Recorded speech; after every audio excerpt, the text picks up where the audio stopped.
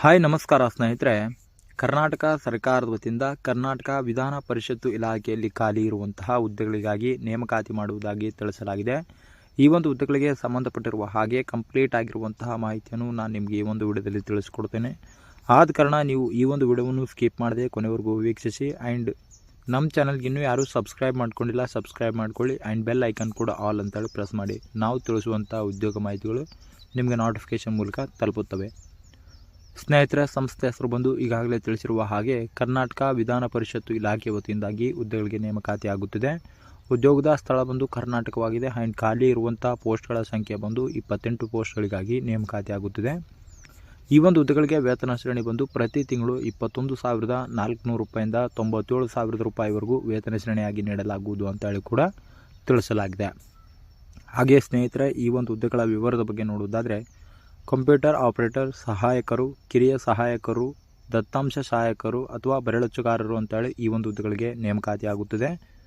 ಸ್ನೇಹಿತರ, ಮುಖ್ಯವಾಗಿ ಈ ಒಂದು ಹುದ್ದೆಗಳ ವಯಸ್ಸಿನ ಮಿತಿ ಬಗ್ಗೆ ನೋಡುವುದಾದರೆ ಕನಿಷ್ಠ 18 ವರ್ಷ ನಿಗದಿಪಡಿಸಲಾಗಿದೆ ಹಾಗೂ ಗರಿಷ್ಠ 35 ವರ್ಷನ ನಿಗದಿಪಡಿಸಲಾಗಿದೆ. ಸ್ನೇಹಿತರೆ, ಇನ್ನು ಆಯ್ಕೆ ವಿಧಾನ ಬಂದು ಇಲ್ಲಿ ಕೆಲವೊಂದು ಹುದ್ದೆಗಳಿಗೆ ಲಿಖಿತ ಪರೀಕ್ಷೆ ಮತ್ತು ಸಂದರ್ಶನದ ಮೂಲಕ ಆಯ್ಕೆ ಮಾಡಿಕೊಳ್ಳಲಾಗುತ್ತದೆ. ಇನ್ನು ಕೆಲವೊಂದು ಹುದ್ದೆಗಳಿಗೆ ಜಸ್ಟ್ ಒಂದು ಸಂದರ್ಶನದ ಮೂಲಕ ಆಯ್ಕೆ ಮಾಡಿಕೊಳ್ಳಲಾಗುವುದು ಅಂತೇಳಿ ತಿಳಿಸಲಾಗಿದೆ.